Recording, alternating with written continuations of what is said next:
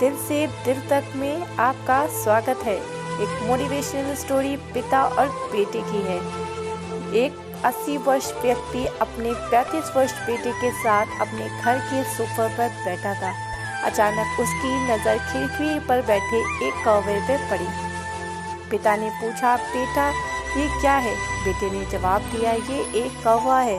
कुछ मिनटों बाद पिता ने बेटे से दोबारा से पूछा, ये क्या है? बेटे ने कहा, पिता मैंने अभी आपको ही बताया कि एक कौवा है। थोड़ी देर बाद बूढ़े पिता ने फिर से अपने बेटे से तीसरा के पूछा, ये बेटा क्या है? इस बार बेटे की आवाज़ में झुंझुराहट थी।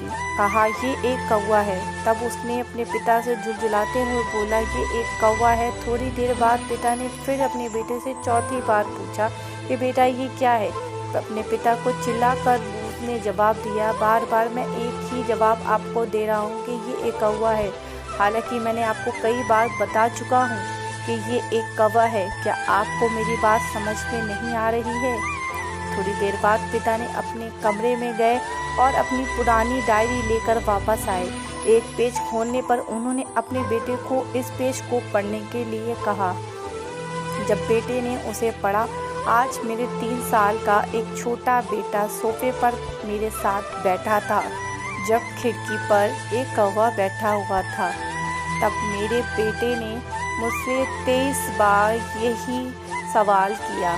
मैंने उसे 23 बार दिया जवाब कि ये एक कौवा था। मैंने उसे 23 बार उसे गले लगाया। उसने 23 बार फिर से यही सवाल पूछा।